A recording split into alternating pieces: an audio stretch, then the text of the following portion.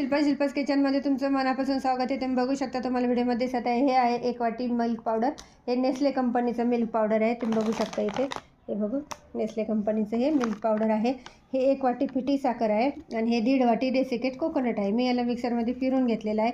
मी बनवत आहे पेढा, त्यासाठी हे मिल्क पावडर छान असं इथं घेतलेलं आहे। आता याला आपण तिन्ही इन्ग्रेडियंट्स एकत्र कालवणार आहे। तुम्ही बघू शकता, याला छान असं एकत्र घ्यायचं आहे आणि याला छान असं हाताच्या साहाय्याने मिक्स करून याच्यामध्ये आपल्याला दुधाच्या साहाय्याने याला घट्ट असा डोका करायचा आहे। तुम्ही बघू शकता इथे छान असं अर्धी वाटी दूध घेतले आहे। हे गरम दूध आहे, याला थंड झाल्यावर आपल्याला याच्यात मळायचं। बघू शकता इथे आपला डो तयार आहे। आता आपल्याला याचे 2 भाग तयार करायचे आहेत। तुम्ही बघू शकता इथे आपले 2 भाग तयार आहे। आता एका भागामध्ये आपल्याला हा फूड कलर टाकायचा आहे, ऑरेंज फूड कलर आहे। त्याला मी असे इथे एका भागामध्ये टाकून याची कलरफुल मिठाई बनवणार आहे। ते आहे ऑरेंज कलर।